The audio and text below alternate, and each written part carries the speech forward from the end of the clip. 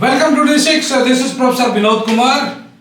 ఈరోజు టాపిక్లకు వస్తే మొత్తం టోటల్ కులగణన సర్వే మీదనే ఇవాళ చర్చ కొనసాగుతుంది. ముఖ్యంగా బీసీల సర్వేలో విషయంలో తీర్మాన పనులను అంటాడు, ఘాటు విమర్శలు చేశాడు. ఇవాళ అది ఉచ్చబోతే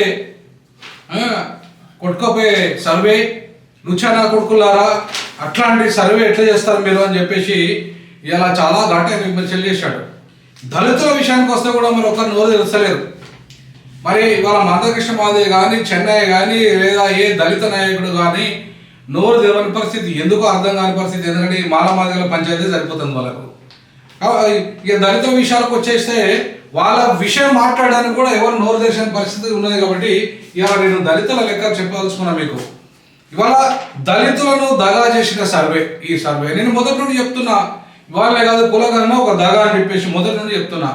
ఇది దగా చేయడానికి అగ్రవర్ణాలు ప్రధానంగా రెట్లు ఆడుతున్న నాటకంగా నేను గత 6 నెలల నుంచి వెళ్ళి బతుకుంటున్నా. అంటే సర్వే అంటే కులగణన పేరు మీద వేస్తున్న సర్వే కమిషన్, డెడికేషన్ కమిషన్ అని మొదలుకుంటే, అంతకంటే ముందు బీసీ కమిషన్ అని మొదలుకుంటే నేను చెప్తూనే ఉన్నా. సో కాబట్టి ఇవాళ చాలా స్పష్టంగా 16 లక్షల చిల్లరగా బీసీల జనాభాలో చంపేసిండ్రు. ఇవాళ 2,60,000 మంది దళితులను కూడా చంపేసిండ్రు గత. ఎందుకంటే ఇవాళ మనం ఒకసారి సమగ్ర కుటుంబ సర్వే తీసుకుందాం, అట్లాగే 2011 జనాభా లెక్కలు తీసుకుందాం, 2014 జనాభా లెక్కలు తీసుకుందాం. ఇదేమో సమగ్ర కుటుంబ సర్వే 2014, ఇదేమో కేంద్ర ప్రభుత్వం చెప్పిన లెక్కల ప్రకారంగా ఎంత ఉంది దళితుల జనాభా అంటే మనం చూసుకుంటే మొత్తం 2011 జనాభా లెక్కల ప్రకారం చూసుకుంటే తెలంగాణ జనాభా 3,51,45,632. దాంట్లో ఎస్సీల జనాభా చూసుకుంటే 54,32,680. ఇది 2011లో కేంద్ర ప్రభుత్వం తీసుకున్న లెక్కల ప్రకారం తీసుకుంటే అంటే 54,32,680 మంది అప్పుడుంటే 2014 వచ్చేసరికి 64,44,584 మంది ఉన్నారు. మొత్తం జనాభా 3,68,76,544. మరి ఇప్పుడు జనాభా లెక్క తీసుకుంటే ప్రస్తుతం మొత్తం ఇప్పుడు జనాభా లెక్కలు తీసుకుంటే వాళ్ళు ఇచ్చిన సర్వే ప్రకారం తీసుకుంటే మొత్తం జనాభా అప్పుడేమో 2014లో 3,68,000 ఉంటే 3,68,00,000 ఉంటే ఇప్పుడు 3,54,00,000 ఉన్నది. 54,777,554. అంటే అప్పటికి ఇప్పటికి ఎంత తగ్గింది జనాభా అంటే 54, అంటే 10 ఏళ్ల తర్వాత 2014 నుండి పెరగాలి కానీ జనాభాను తగ్గించి చూపెట్టారు. అంటే 3,68,76,000 చూపెడితే ఇవాళ 3,54,00,000 చూపెట్టిండు. అంటే ఇది 4, ఇది 1, అంటే 14 లక్షల జనాభాను తక్కువ చూపెట్టిండు అప్పటికంటే ఇప్పటికి. ఎక్కడైనా చిత్రం ఉంటుందా? అసలు జనాభా తగ్గుతుందా? అగ్రవర్ణాల జనాభా గతము కంటే 13, అంటే దాదాపుగా గతంలో 8 లక్షల జనాభా ఉంటే వాళ్ళ 13 లక్షల జనాభా వాళ్ళని చూపెట్టారు అగ్రవర్ణాలు. చూద్దాం వాళ్ళ లెక్కలు కూడా చూద్దాం.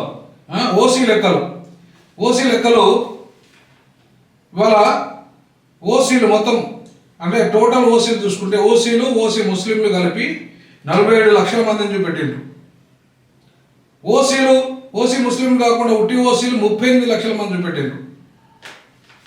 అంటే చూడండి, ఓసీలనేమో 13 లక్షల మందిని ఎక్కువ మందిని చూపెడితే పెరిగినట్టు చూపెడితే, బీసీలోమో 16 లక్షల మంది తగ్గినట్టు చూపించిండ్రు, ఎస్సీలోమో 2,60,000 మంది తగ్గినట్టు చూపెట్టిండ్రు. అంటే ఎస్సీలకు జనాభా పెరుగుతుందా, బీసీల జనాభా పెరుగుతుందా, లేకపోతే ఓసీల జనాభా పెరుగుతుందా? కుటుంబాలను ఒకసారి తీయండి, మొత్తం లెక్కలను తీయండి. లెక్కలను తీస్తే ఎవరి జనాభా పెరుగుతుంది, ఎవరి జనాభా తగ్గుతుంది? 7% జనాభా ఉన్న వాళ్ళు పెరుగుతారా, 93% జనాభా ఉన్న వాళ్ళు పెరుగుతారా? అందులో 52% బీసీలో 52.8 అప్పుడు చూపెడితే ఇప్పుడు బీసీ 2014 సమగ్ర కుటుంబ సర్వే ప్రకారంగా బీసీలను 52% చూపెడితే ఇప్పుడు బీసీలు ఎంత శాతం చూపెడుతున్నారు బీసీలను అంటే బీసీలను కేవలము 47 పాయింట్లు ఎంత చూపెడుతున్నారు ఇక్కడ చూద్దాం. బీసీల పర్సెంటేజ్ ఎంత అంటే మొత్తం బీసీలు 56% అంటే మిగతా వాళ్ళని కలిపి మిగతా అంటే దాని ముస్లిం బీసీలను కలుపుకొని చూపెడుతున్నారు. ఉట్టి బీసీల సంఖ్య ఎంత అంటే 46.25%. గతంలో 52.8% బీసీలు చూపెడితే ఇప్పుడు తగ్గిపోయింది. అంటే 4% కంటే 6% అంటే 52 అంటే 6% తక్కువ చూపెట్టింది. అంటే బీసీల జనాభా 16 లక్షల మంది తక్కువ చూపెట్టింది. అంటే ఇది ఎక్కడ లెక్కలు అంటే వాళ్ళ ఈడబ్ల్యూఎస్ రిజర్వేషన్ కాపాడుకోవడానికి వాళ్ళ జనాభాలు పెంచి చూపెట్టిండ్రు. ఇలా ఆర్థిక పేదలు ఎంతమంది ఉన్నారు? 3% కంటే ఎక్కువ ఉన్నారు. వీళ్ళ జనాభానే 7% ఉన్నప్పుడు 3% మాత్రమే ఆర్థిక లెక్కల్లో ఈడబ్ల్యూఎస్ పేదవాళ్ళు ఉన్నప్పుడు వీళ్ళ జనాభా ఎట్లా పెరుగుతుంది? ఎట్లా 13 అంటే వీళ్ళ జనాభా కంటే ఒకసారి 30% పెరుగుతుంది. అంటే ఇవాళ ఈ తప్పుడు లెక్కలకు కారకులు ఎవరు? ఈ రెడ్ల పరిపాలకులు కాదా? ఇవాళ అప్పుడేమో 2014లో ఎస్సీ జనాభాను తీసుకుంటే 64 లక్షల మందిని చూపెడితే ఇప్పుడు ఎస్సీ జనాభాను తీసుకుంటే 61 లక్షలు ఎట్లయితారు? అంటే దగ్గర 3 లక్షల తేడా ఎట్లా వస్తుంది? అంటే 2,60,60,000 తేడా ఎట్లా వస్తుంది? అంటే ఎస్సీగా మన మొత్తం ఫ్యామిలీ ప్లానింగ్ కంప్లీట్ ఆపరేషన్ చేసుకున్నారా? బీసీలు కంప్లీట్గా ఆపరేషన్ చేసేసుకొని కంప్లీట్గా ఓసీల కంటే అద్భుతంగా డెవలప్ అయిపోయి అమెరికాలో యూరోప్లో మొత్తం చదువుకుంటే వాళ్ళని పిల్లలను చదివిస్తూ అక్కడంతా కూడా ఫ్యామిలీ ప్లానింగ్ చేసుకొని ఇవాళ బీసీలు ఉన్నారా? ఎక్కడి కాకి లెక్కలండి రేవంత్ రెడ్డి గారు? ఈ కాకి లెక్కలు చెప్పడానికైనా ఈ దగాలు జీవో నంబర్ 29 ఒక దగ.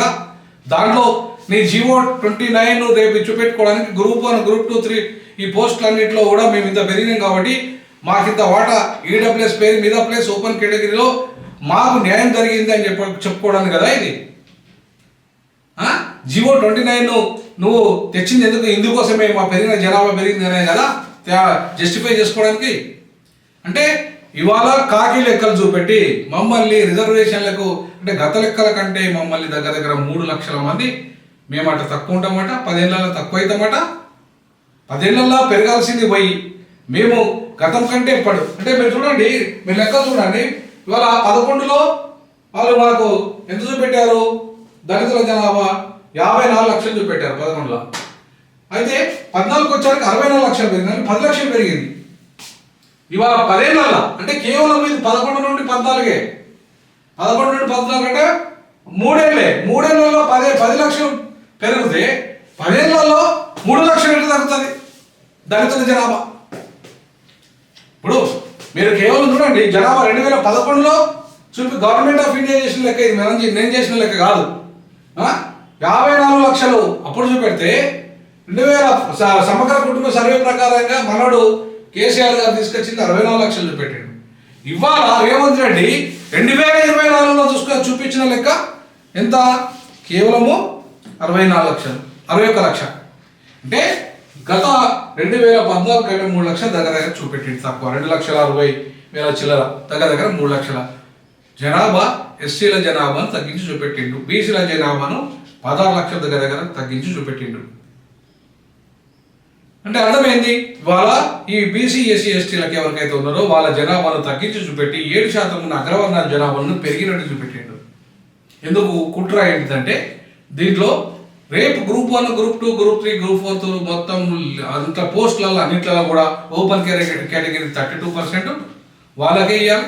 ప్లస్ ఈడబ్ల్యూఎస్లో 10% అంటే 42% వాళ్ళకు ఉద్యోగాలు రేపు ఇవ్వబోతున్నాడు రేవంత్ రెడ్డి. అది గమనించాలి దయచేసి బీసీ ఎస్సీ ఎస్టీ మైనార్టీలారా. ఇవాళ రేవంత్ రెడ్డి పాలన దగా పాలన, అది ప్రజాపాలన కాదు దగా పాలన. నేను మొదటి నుండి మొత్తుకుంటున్నా, ఇది ప్రజాపాలన కాదు దగా పాలన అని. కానీ నా మాట ఇందులో ఎవరు లేరు, మా దళితులలో అసలు వెళ్ళారు. మేము ఇప్పటిదాకా నువ్వు దొంగవు మారడు దొంగ మాదిగోడు దొంగ అని కొట్టుకుంటున్నావు. అసలు దొంగ రేవంత్ రెడ్డి, అసలు దొంగ రెడ్డివాడు.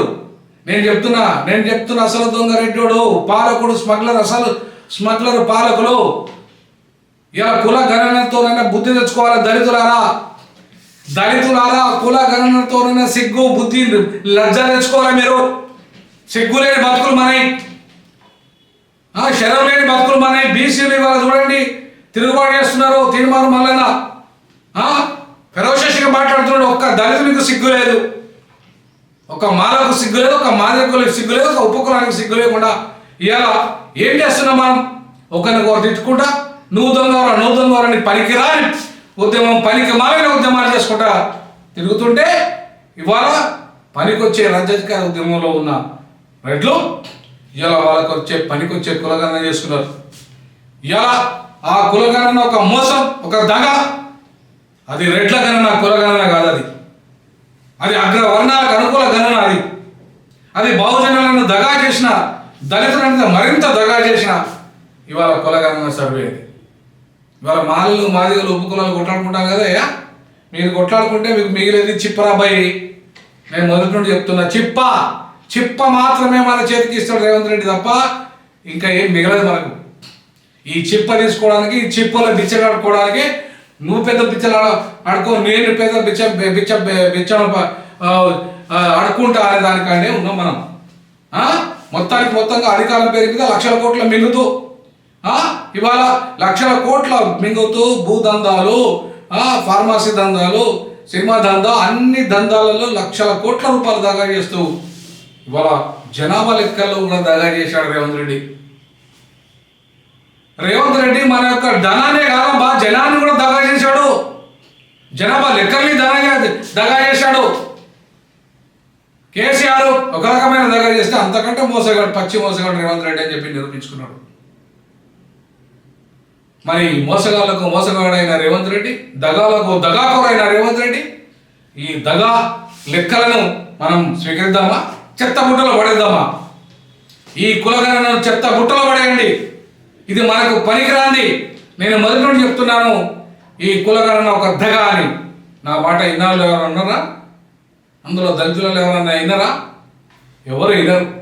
ఎందుకంటే మేమంతా దగా పడాల్సిన జాతులం కాబట్టి, మోసగాళ్ళలో ఎప్పుడు బలవుతున్నాం కాబట్టి బలి కావాల్సిందే మేము. కాబట్టి ఇవాళ చాలా స్పష్టంగా మనం తెలుసుకోవాల్సింది ఏంటంటే, ఈడబ్ల్యూఎస్లో 10కు 10% ఇచ్చుకోవాలి, దానికి ఒక జస్టిఫై చేసుకోవాలి లెక్కలు. అట్లాగే ఓపెన్ కేటగిరీలో 32% వాళ్ళకే ఇచ్చుకోవాలి, అగ్రవర్ణాలకే. ఎందుకంటే జీవో 29 ఇచ్చాడు, నేను ఇచ్చిన జీవో 29 కరెక్ట్ అని మొత్తం అన్ని కోట్లను మ్యానిపులేట్ చేయగలిగాడు. అన్ని కోట్లలో తమకు అనుకూలంగా డబ్బులు పెట్టి ఇవాళ జడ్జిమెంట్లు ఇప్పించుకోగలిగాడు. ఇవాళ అధికారులను మ్యానిపులేట్ చేసి కూడా ఈ తప్పుడు తడకల లెక్క ఏదైతే బీసీ కోట, ఎస్సీ వర్గీకరణ, కులగణన సర్వే, ఎస్సీ ఎస్టీ వర్గీకరణపై రేపు చర్చ జరుగుతుందట. సామాజిక న్యాయానికి తూట్లు పడిసిన సర్వే ఇది. దుర్మార్గంగా బహుజనులను మోసం చేసి అణిచివేసి పక్కదారి పట్టించిన సర్వే ఇది. మరి ఇట్లాంటి మోసగాన్ని ఇంకా ఎంతకాలం నమ్ముదాం? ఎంతకాలం నమ్ముదాం? మోసగాళ్ళకు అందరూ మోసగాళ్ళే అయిపోతే మరి నిజమైన నిజాయితీ పనులు ఎవరు? ఈ రకమైన దగా సర్వేలతో, దగాకోర్ల పరిపాలకులతో, ప్రజాపాలన పేరు మీద దగాపాలన చేస్తూ దగా సర్వేలు చేస్తున్న రేవంత్ రెడ్డిని ఇంటికి పంపిస్తే తప్ప ఈ బహుజన బతుకులు మారే. ఈ రెడ్డైనా, వేలమైనా, కమ్మైనా, లేకపోతే ఇంకొక అగ్రవర్ణం ఎవరైనా సరే ఈ పరిస్థితి మనకు ఉంటుంది. కాబట్టి ఇప్పటికైనా కనీసం ఈ కులగణన సర్వేతోనైనా బీసీలాగా మీరు 42% అనేది వచ్చే అవకాశమే లేదు. మీరు 56% ఉంటే మిమ్మల్ని వాళ్ళ 46% చూపెట్టిండు. అంటే మీకు 10% మిమ్మల్ని తక్కువ చేసి చూపెట్టిండు 10 ఏళ్ల తర్వాత. మేము 10% పెరగాల్సిన కాడ మమ్మల్ని దాదాపు 3 లక్షల వరకు తగ్గించి చూపెట్టిండు. ఈయన 10 లక్షలు, కేసీఆర్ 10 లక్షలు మనల్ని మా దళితుల జనాభా పెరిగిందని చూపెడితే ఈయన 3 లక్షలు 10 ఏళ్ల తర్వాత తగ్గిందని చూపెట్టిండు. అంటే ఎంత దుర్మార్గుడు రేవంత్ రెడ్డి అర్థం చేసుకోండి. ఎంత తన వర్గాలను కాపాడుకోవడానికి, తన 7% అగ్రవర్ణాలను, తన రెడ్డి సామాజిక వర్గాన్ని, ఆధిపత్యాన్ని కాపాడుకోవడానికి ఇవాళ వాళ్ళ లెక్కలు ఎక్కువ. వాళ్ళ ఫ్యామిలీ ప్లానింగ్ పాటించకుండా వాళ్ళు విదేశాలలో చదువుకున్నా, వాళ్ళు ప్రపంచంలో దిగినా, వాళ్ళు ఈ రాష్ట్రాన్ని ఉమ్మడి ఆంధ్రప్రదేశ్ను 56 ఏళ్ళు పరిపాలించి ఇప్పుడు కూడా పరిపాలిస్తున్నా కూడా వాళ్ళట మొత్తం కుటుంబ నియంత్రణ పాటించకుండా వాళ్ళు ఆ జనాభా విపరీతంగా చదువుకోకుండా ఉన్నారు కాబట్టి, తెలివి తక్కువ ఉంది కాబట్టి వాళ్ళ జనాభా విపరీతంగా గత జనాభా కంటే ఒక 30 రెట్లు పెంచి చూపెట్టాడు. తన చేతిలో అధికారం ఉంది కాబట్టి 8 లక్షలను ఇంకా అధికంగా చూపెట్టాడు తన జనాభా కంటే కూడా, గత జనాభా కంటే ఓసీల జనాభా. అంటే ఎంత దుర్మార్గం చెప్పండి ఇది. రేవంత్ రెడ్డి దగా పాలన, ప్రజాపాలన ఇది. కాబట్టి దళితులారా, ఇప్పటికైనా ఈ దొరల పరిపాలనలు, ఈ రెడ్లు, వెలమలు, ఈ కమ్మలు, వీళ్ళంతా ఈ అగ్రవర్ణ పరిపాలన అంతా దగా పరిపాలనే. ఈ దోపిడీ కులాలు దోపిడీ చేస్తే ఇప్పుడు వాళ్ళ నైజమే అది. ఎప్పుడైనా దోపిడీ కులాలను నమ్ముకొని వాళ్ళకి అధికారం అప్పచెప్తే మనకు మిగిలేది చిప్పనే. ఇంకా ఇప్పటికైనా మాలామాదిగా పంచాయతీని వదిలేసి ఈ కులగణ లెక్కలతోనైనా బుద్ధి తెచ్చుకొని దళితులారా ఏకమై రాజకీయ అధికారం తెచ్చుకొని ఎవరి జనాభాయంతో వారికి అంత వాట పంచడానికి దళితులే ముందుకు రావాలి. ఆ దిశగా దళితులంతా అడుగులు వేయాల్సిందిగా నేను D6 కోరుకుంటున్నది, D.JA కోరుకుంటుంది, అంబేద్కరిస్ట్గా నేను కోరుకుంటున్నాను. This is signing off professor Vinod Kumar. జై భీమ్, జై భీమ్, జై సామాజిక తెలంగాణ, జై సామాజిక తెలంగాణ, జై సామాజిక తెలంగాణ.